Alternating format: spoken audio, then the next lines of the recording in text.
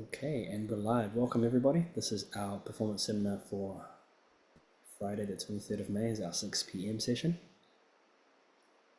And I'd like to welcome Mr. Oliver, okay, and Mr. Vihan to our session.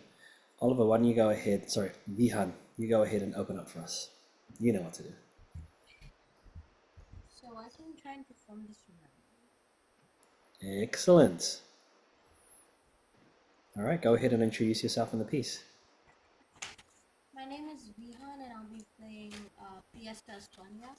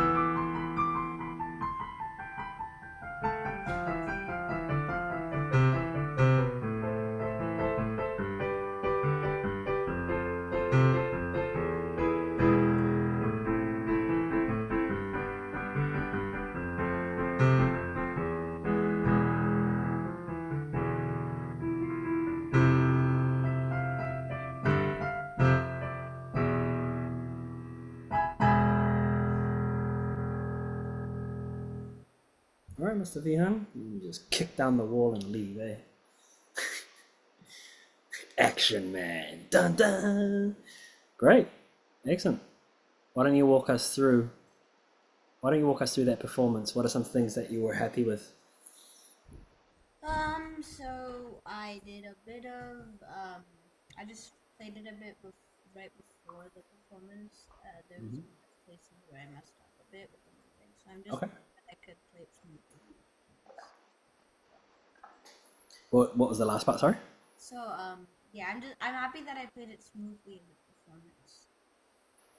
Yeah, I thought it was pretty smooth. What are your thoughts, Oliver? I didn't hear any like bumps. Yeah, I thought so too. I thought it was well performed. It's been well studied, and I can hear you're starting to work to add some dynamics in there now, right, Vihan? Yeah. Do you think that you could level up on your dynamic range? Mm-hmm. Yeah. What do you think? Yeah. Yeah. Right. To really celebrate this idea of the Fiesta España. Right. First of all, it's a festival. Secondly, it's Spanish. You can imagine there's a lot of color and celebration, right? If you don't know anything about Spain and fiestas and celebrations, they know how to party, right? So there's going to be a lot of dancing, and there's going to be a lot of singing. And I thought that you carried a lot of that in your playing, which was really good. However, if you can bring in some more dynamic range, it's going to give even more interest and contrast to your playing. Right? Yeah. See if you can create music that gets the body moving. Because is this music that you would sit down to, or is this music that's made to dance to and move to? To dance to and Right, right. So part of what we can do is when we play, you can use dynamics to direct the music, the movement. And what instrument would you imagine this music being played on? uh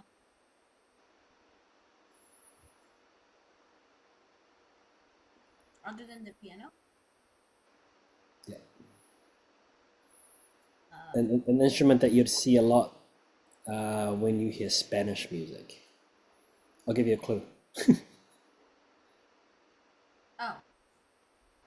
is that a violin or a guitar? Oh, Vihan! Oh, you don't say that in front of the Spanish people. Uh, a guitar? Kind of looks like one. Kind of looks like one, except yeah, it's a guitar. It's a Okay. guitar. Right?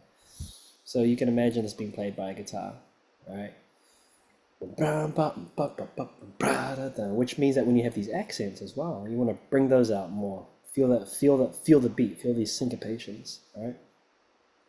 Oliver, do you have any thoughts for Vihan, things that he can do to improve for next time? Not really, except for like the dynamic wise. Yeah, so you do you agree that it could be a little bit more expansive? Yeah, for like the slurs, it could go like up and then down, up and down. Oh, yeah, that's a good idea.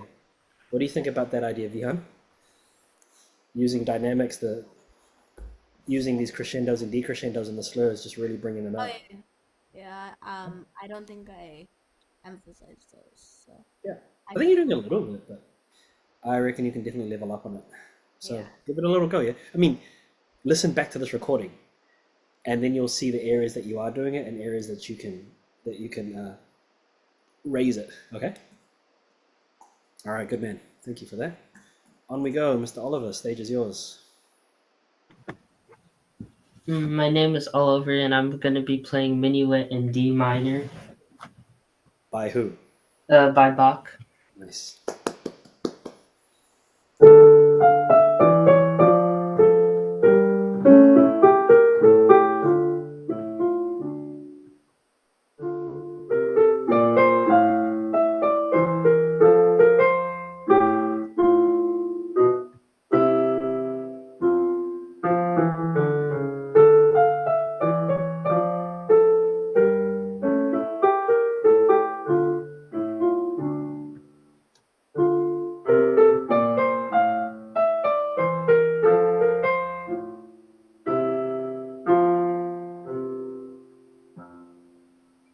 Oh, I forgot to tell you that I'm only doing the first page.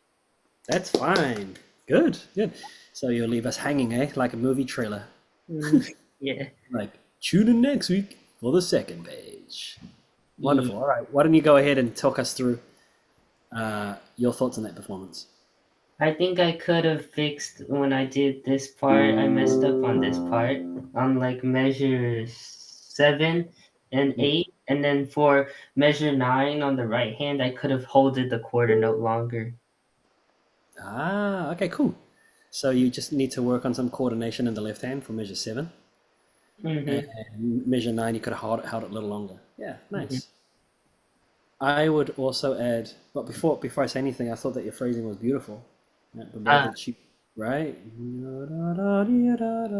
So great work with your teacher on that, because once again, you see the shape of the music, how it's headed up and then down, with this diminished chord. So this is what you want to do. Just give it a little bit more shape. It shows us, it directs our ear to where the notes are headed. Mm-hmm. I also felt that your slurs, that's very typical of the style that they would have used when playing this. So that's really wonderful as well. Articulation and shape, right? Phrasing, all of this is really good. And the thing is that it would have meant more back then because they were playing on a harpsichord. So harpsichord, this is your early piano, and it had plucks, and it would just pluck the string. So you press down a key and then it'll pluck. You know how in the traditional piano, you press the key and the hammer goes donk like that, and it hits the strings. And then the harder that you press it, or the faster that the hammer hits the strings, and then it creates dynamics. They didn't have that. You just press the key and it just went ding, and that was it. So in order to create interest in the music in some direction, you had to hold down the keys to imitate dynamic, because the more keys you held down, the more sound that you could create. And then articulation. How you move the hand at the keys was pretty important too, because that made it dance. It made it sound even more than just something being plucked, right? So by you doing that on a piano, that represents what they would have done a couple hundred years ago, right? So keep that in mind. That's really good.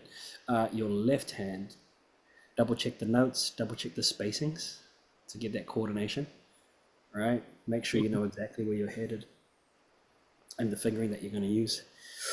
Vihan, do you have any thoughts for Oliver about his performance?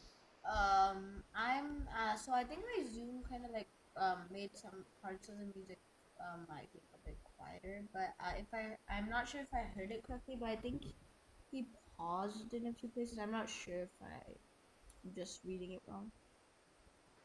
What do you think, Oliver? Is he right? Were there places that you had to pause a little before playing? Yeah, I think on when I was doing this part.